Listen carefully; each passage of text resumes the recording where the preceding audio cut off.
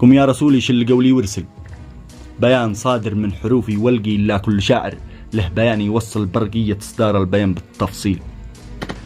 بسم الله الرحمن يا حرفي شل، أبيات تمطر من حروفي سجيل تقذف حمم تحرق هواجي سلكل وتبيد أكبر شاعر بهذا الجيل.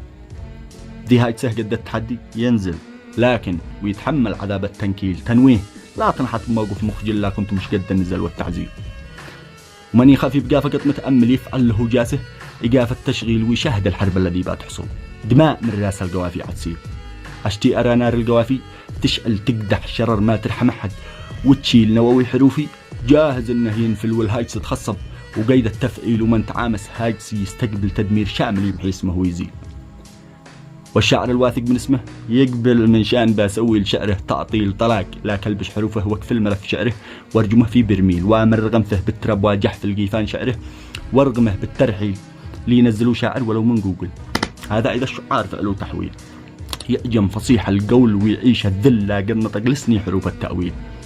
أكبر كبير في الشعر أمامي يمثل ويقوم بالتعظيم لي والتجليل حرفي ببحر الشعر حجمه يعدل 7 بحور وناصفة نهر النيل.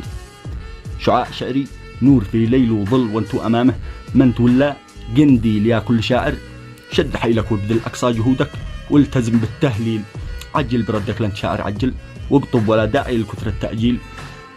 شرط النزال الرد منك يبطل إذا تكرر قاف من ملي ميل مشتي الشاعر يحمل بقلبه غل على قصيدي إذا نزل لا تقليل ونأنفي الشعراء ولا بنقلل والقصد واضح ما نود التضليل ومن يعجزني حرم لا عزل واترك مجال الشعر وافعل توكيل ميدان حرب الشعر ذي بايفصل والحكم للجمهور وقت التحليل.